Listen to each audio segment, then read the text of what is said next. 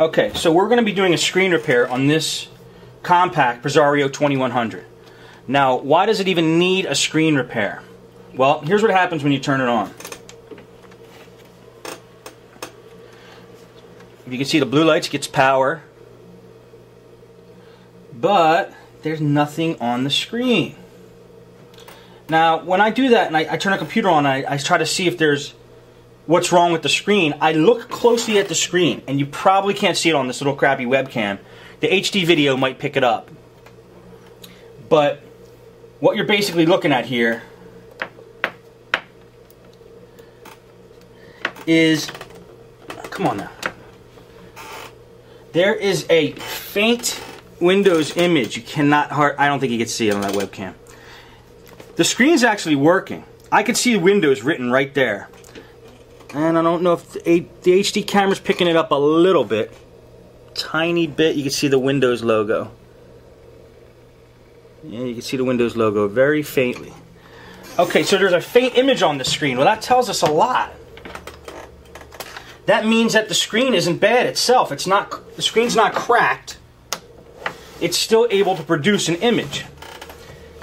So if it's able to produce an image, then what's wrong with it? Well, one of two things could be wrong with the screen at this point. The bulb that basically sits along the whole bottom of the screen, it's the length of the screen. It's a fluorescent bulb.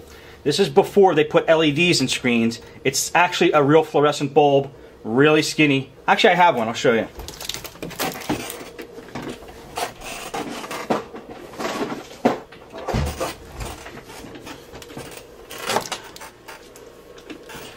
I used to buy them on eBay. They come in a long tube like this. This is not the bulb.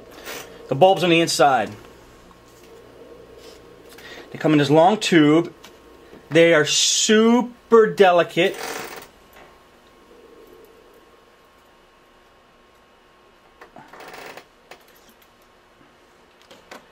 And that baby is a bulb.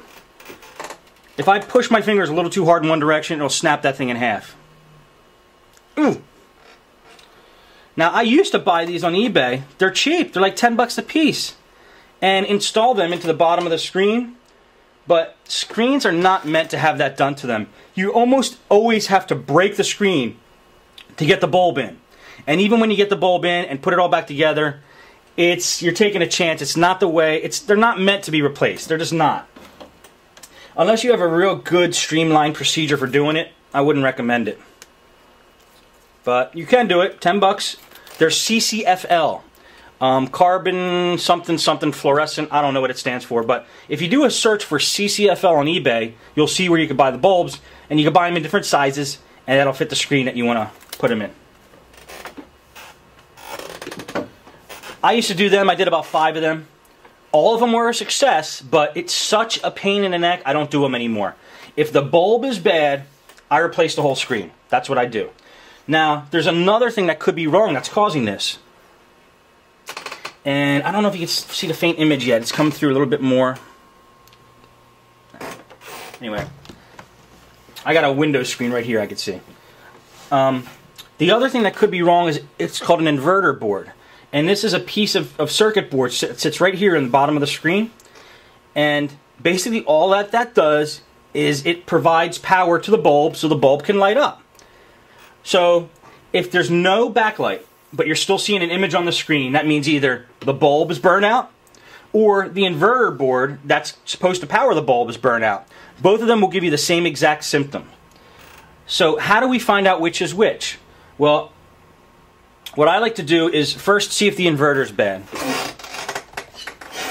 I'll take another screen, and this is the best way I can figure out how to do it, guys. I'll take another screen that I have that I know is a bad screen, but I know has a good bulb. Like this screen, I don't know if that has a good bulb. I usually write them on the back of these things. Okay, I write here. When I do a screen repair, I save the broken screen. This has a good bulb, but the colors are messed up on the screen. That's why we had to replace this screen for some customer. But I know the bulb's good. So I can put this and plug it in there, and if this thing lights up, then I know the inverter's good in this computer. Because the inverter powered this screen, it should be able to power this screen, but if it doesn't power this screen, then we know the bulb is bad. Alright, I'm going to power this down now, take the front bezel off the screen, check the inverter out. So, I can see a faint image, so I'm just going to go by that. Here's another way where you can work on a screen like this. Actually, external monitor.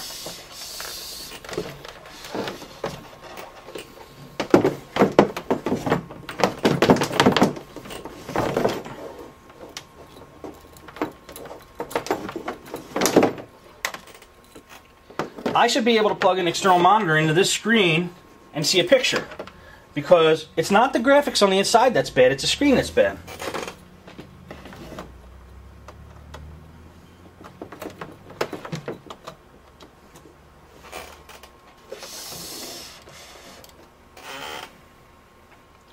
And there it is. So now I can work with this computer at least enough to turn it off properly.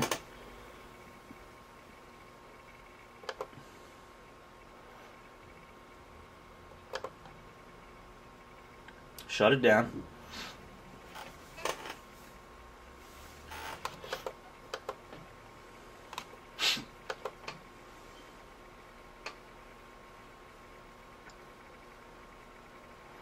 Yeah, don't turn it off just using the power button. It's not good for Windows. Windows wants to be turned off when it wants to be turned off. It doesn't want you to decide when Windows goes off. So, just do it the normal way. I've had a lot of customers come in with damaged operating systems because they just hit the power button and hold it for 5 seconds when they turn their computer off. You do it enough times and Windows technically says, look, forget you.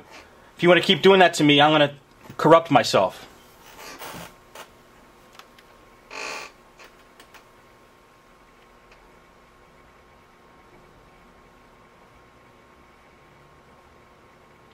Colon cleansers. I'm just sorry guys if you don't know what I'm talking about. That's what Acid said in the chat room here. Was there an ad for colon cleanser that came up on my video? It did? I guess pod nuts means, maybe they're trying to interpret that to mean something bodily? I don't know. Because all those ads are contextual. They go by what words are printed on the screen somewhere. And they actually go by what's written in the chat room. So if you guys are writing stuff in the chat room, you might see an ad pop up related to what you guys are talking about. So keep it clean. Okay. Now, how do we get this front panel off? It's a good question. I don't know. No, I'm just kidding. What you have to do basically is take, there's usually screws on the front of the computer, the front panel, and you can't see them because they're usually buried under these rubber nubs.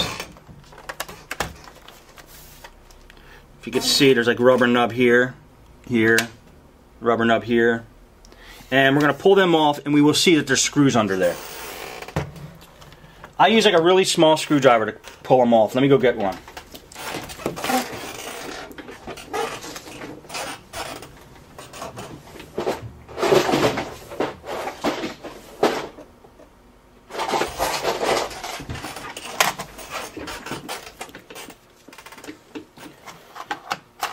This is a really cheap, I think it costs $1 at Micro Center. A set of these precision screwdrivers.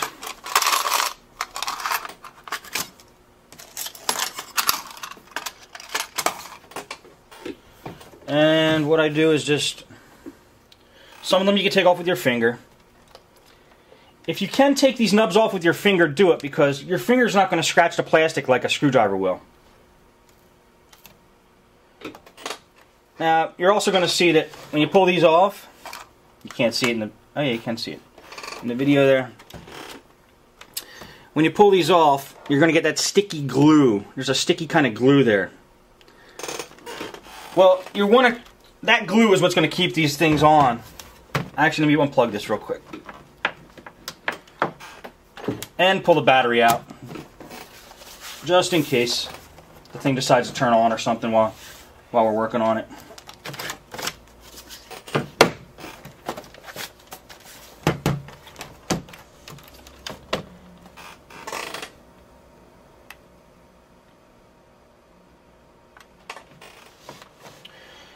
Okay, so these nubs are kind of sticky and there's glue holding it in place. And a lot of times when you pull these off, right, the glue halfway comes off, or all the way comes off, or half of it's on here and half's on there. So I like to keep these in the correct order, because this one was on the top right, and I know that half the glue came off on this one, so I want to put it back in the same spot just so everything sticks the way it should be when we took it off.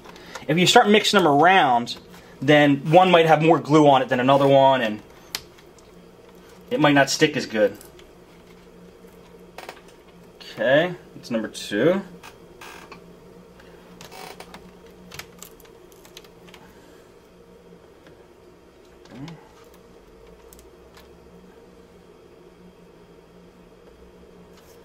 And then there's these 2 down here. Now these are not rubber things, they're little plasticky stickers, so we got to get that off with a screwdriver.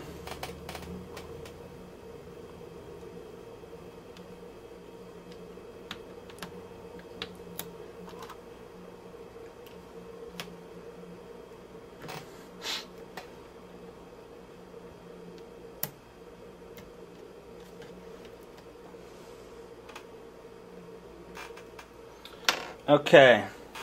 Now I kind of set them up in a little configuration here. Can you see it right there? That in the same configuration as I took them off the screen. This way I know which one goes where.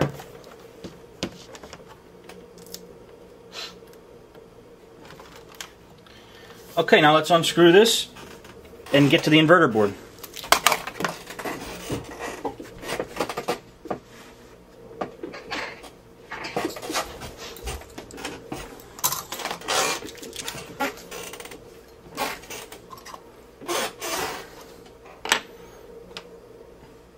Here's another important tip.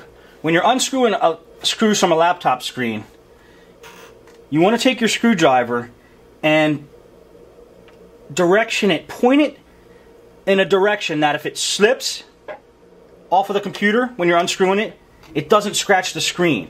Like if I was unscrewing like up at an angle like this on this screw, and I lost my grip, it would go scratch the screen.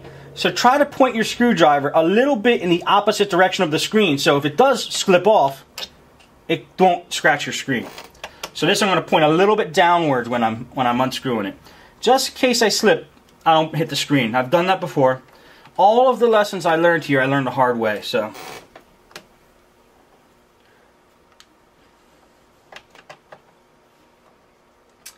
same thing with these screws, guys. I like to keep them in the same configuration as they came out of the screen, because the screws themselves have glue on them too. And you just want all the glue to match up the way that it originally came off to keep the stickiness at a good level.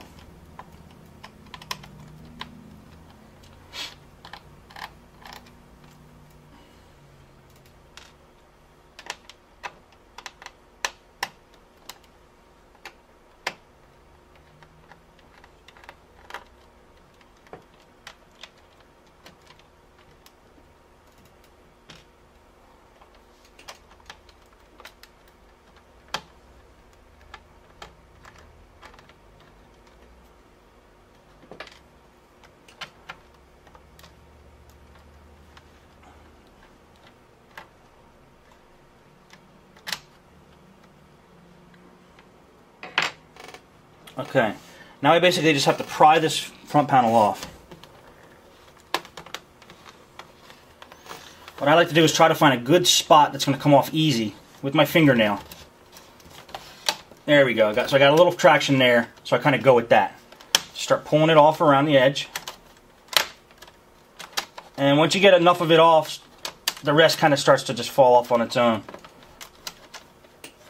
Fingernails are a great thing for this. If you can help it, try not to use a screwdriver for this part or something metal, because it'll probably scratch the plastic.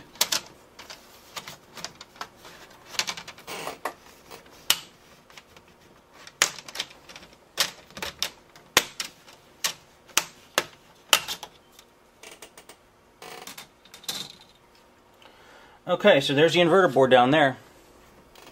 Now, we don't even have to take this screen out right at this point. The inverter plugs into the screen right here. Just showing it to the camera real quick. right here. That's where the screen plugs into the inverter. So we just basically going to unattach that and plug the new screen into there and test to see if the inverter is good.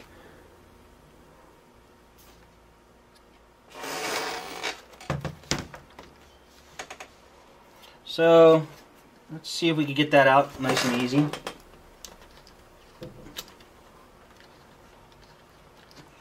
Just going to pull out some slack of wire here. So this is where the screen gets attached through these wires to the inverter. I'm just going to pull this out. Okay, now the inverter is unattached to the screen. Let me show the HD video, the same thing. The HD video camera is right above this camera, so I have to show it in two places. And then after this is over, I'll tell you why the other HD video is not posted yet. I've been trying, guys, really trying to get that posted. Alright, well,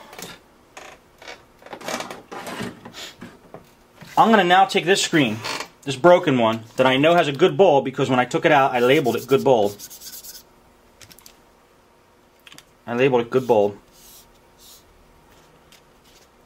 And I'm going to plug it into the inverter and turn the computer on. Now, here's the thing. Here's one more thing before I do this. Notice these screens are not the same size. This one's a long wide screen. This one's a 15-inch normal size screen, or it used to be normal anyway. These inverters are designed for different powers of bulbs here. You know, so it would be a good idea if you had a few of these broken screens that you could test it with, like 3 or 4 different ones. This way, you could test to see if the inverter's bad, because maybe this inverter doesn't have enough power to power this bulb. It's not really common, but it's not likely that would be like that, but it could be that this inverter wouldn't power this bulb, even if the inverter was good. So try to, if you have a couple screens laying around, I brought a batch of like 4 of them out. I'm going to try them all on this inverter if the inverter doesn't work.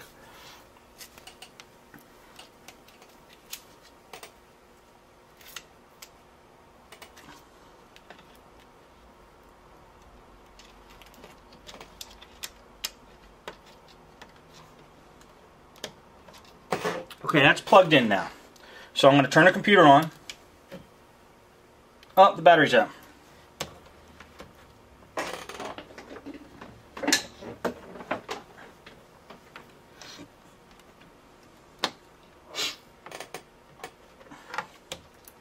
Okay, I'm going to turn this computer on. See what happens.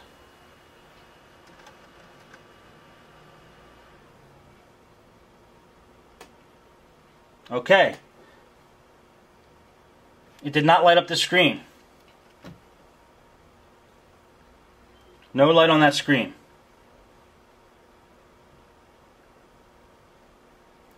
So, I'm going to say that that inverter might still be bad. Let me test it with a couple other screens before I make my final decision here.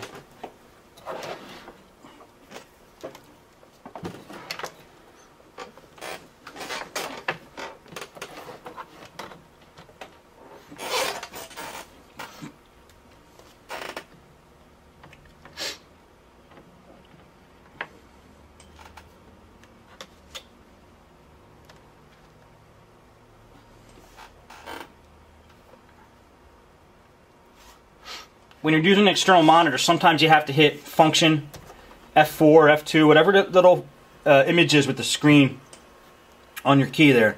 That will turn on and off the external monitor.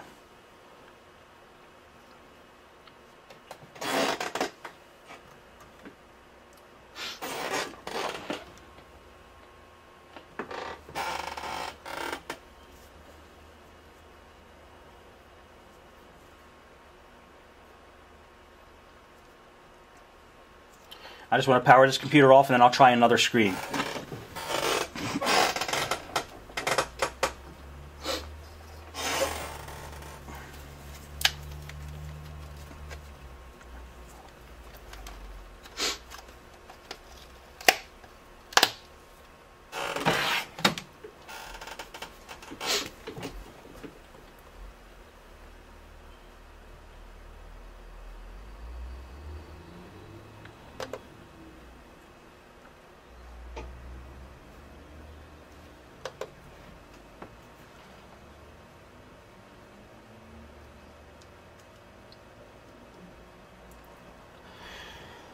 Okay, this is another screen I have. I wrote actually on the front here. It says, it's from an Acer 3680. Has a good bulb, but the screen itself is broken. So let me see if I can, this will power up. Alright, this computer's taking too long. Don't do this at home. Pretend you're not watching.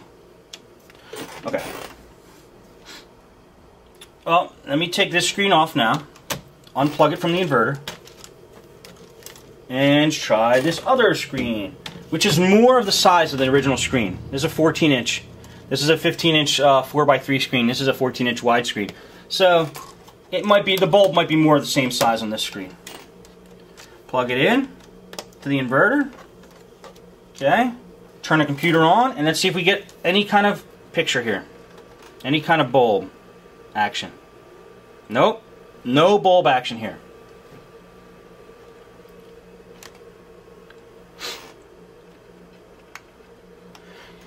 Now, we shouldn't be seeing the windows on this screen, even if it did work, because all I'm plugging into the screen here is the inverter. I'm not plugging in an LCD cable, which actually goes to the back of the screen.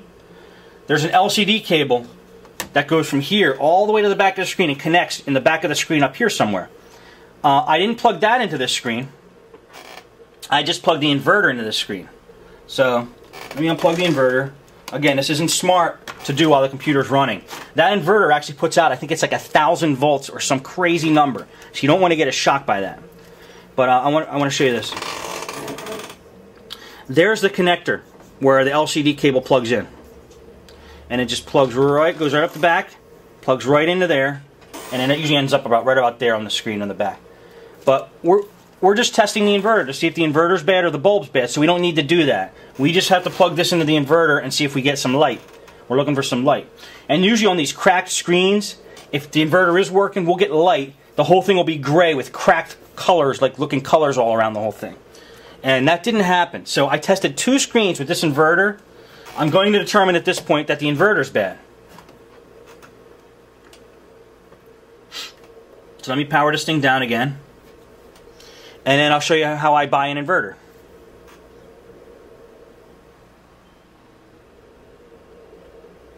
Again, don't do this at home. Close your eyes. There, computer's off, magically. Okay, I'm going to unplug the power adapter. And we're going to pull the inverter out and get a model number off of it.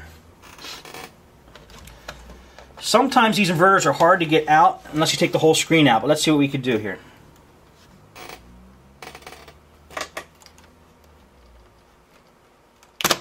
Oh, this one's just kind of stuck in there, so no screws holding this in.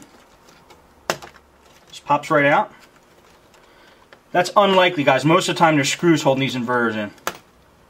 And then just one little connector at the end here we got to unplug. Wires are delicate on the end here. You don't want to make sure you don't yank it. They're really small little wires. Let me see if I get my fingers in there.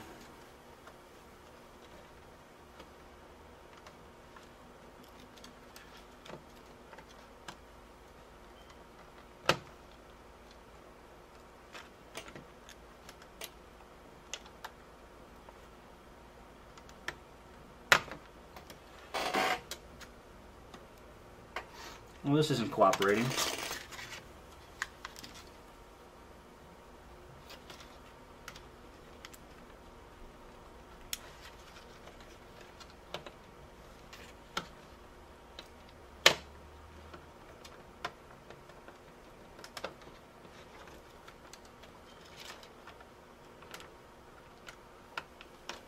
Let me see if I can get a pair of needle nose to fix that.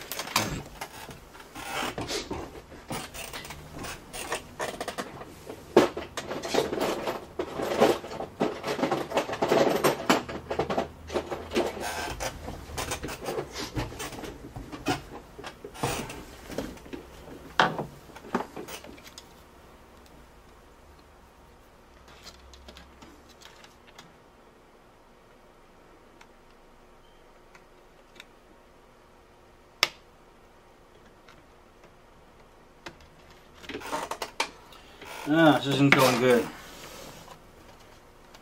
Come on out.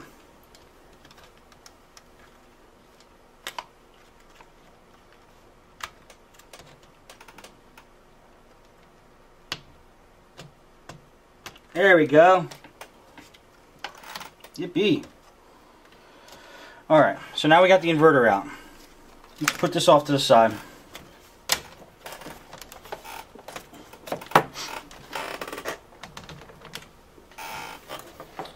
Now,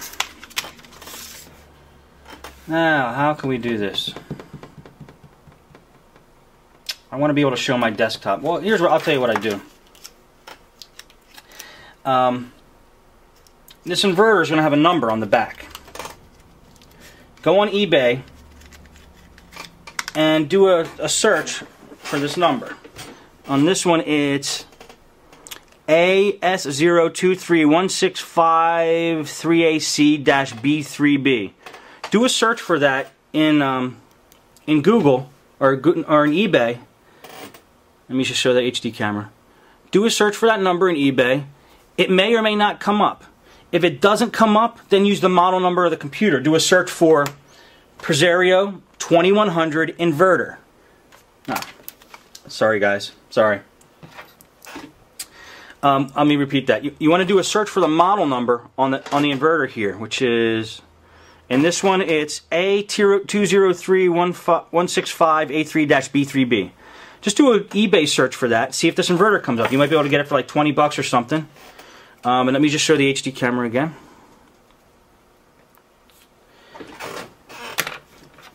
And see if it comes up. And like I was saying, if it doesn't come up, if you do a search for that serial number or this model number for this inverter and it doesn't come up in eBay, then you got to resort to just searching by model number. This is a Presario 2100. So you do an eBay search for Presario 2100 inverter, which I'm going to do right now.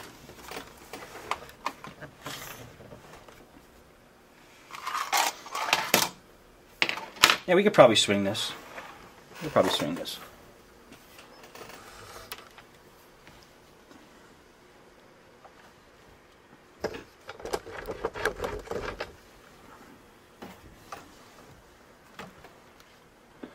Okay, so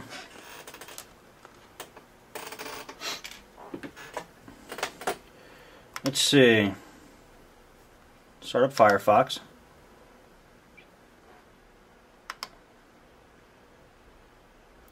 Go to eBay. And let me just type in this model number here. So we got an A2, oops, I'm sorry, AS203. My bad. It's an AS0231 65 3A3 B3B. It's unlikely that this would come up, but let's try it. Ah, two of them. See, the reason you want to search by model number of the inverter is this inverter might be being used in a couple different boards or a couple different computers. So if you do a search by inverter, you might get better results than if you search by the model number of computer, because this might be used in a 2100 Presario, and as eBay is saying here, it's also used in an NX9010 computer, which is also Compaq, or that might be an HP, same thing. $13.25 free shipping. It's a buy it now or best offer. Okay, let's see if it's in the US. I like to buy from people in the US. Item location, Kentucky. Alright, that's a bonus. Feedback, 98.8. That's not bad at all. And they're a power seller, and they have over 1,100 feedback ratings. So you know you're safe, because only 1.2 times out of 100 has somebody left this guy negative feedback. So your chances of having a good, successful transaction are very high. He's a power seller, which says a lot, and he's got all these feedbacks. It's a low price, it's free shipping, it's in Kentucky. I'm going to buy this right now, actually. I like buy it nows in eBay.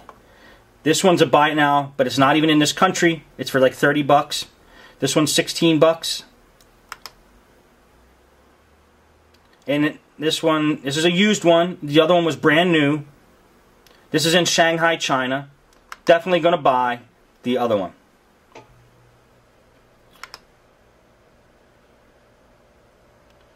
Buy it now. That's what we're doing. Okay, don't look at my password.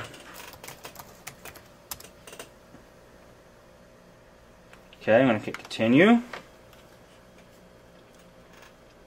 Commit to buy. Pay now.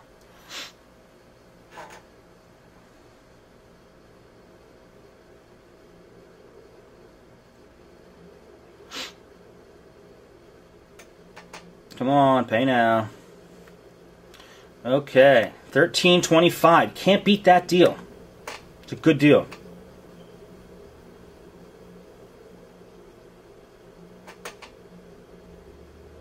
Okay, I'm going to log in through PayPal. Don't look.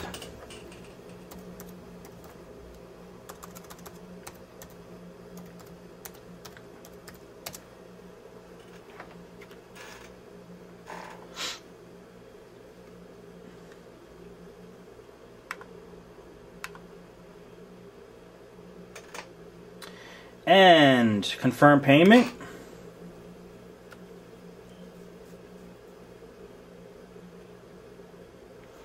Thank you for your payment. Done deal. Now I just wait, and when it comes in, I install it, and that's that. So I'm not even going to put the thing back together because that would be a waste of work right now. What I'm going to do is take all the screws and stuff. I'm going to take all the screws and stuff over here, put them in like a little baggie or something, a little plastic bag, and then just hold it until the inverter comes in, install the inverter, and then put everything back together.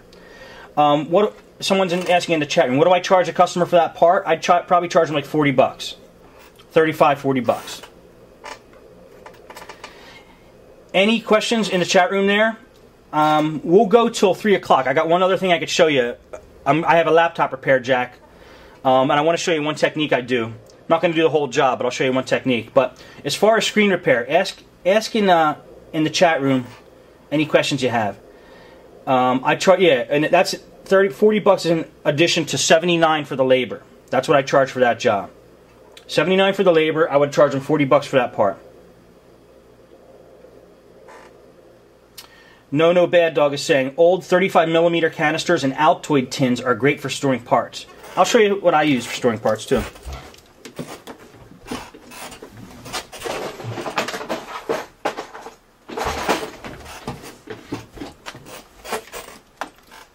You know, go to your local dollar store and you can buy like little, like Tupperware-y things. And they're, I think it was $1 for like 3 of these. And I use these all the time. I could put processors in there. They're really good. I'm actually going to put all the stuff in it right now. But ask me any more questions if you have any more questions there in the chat while I'm doing this.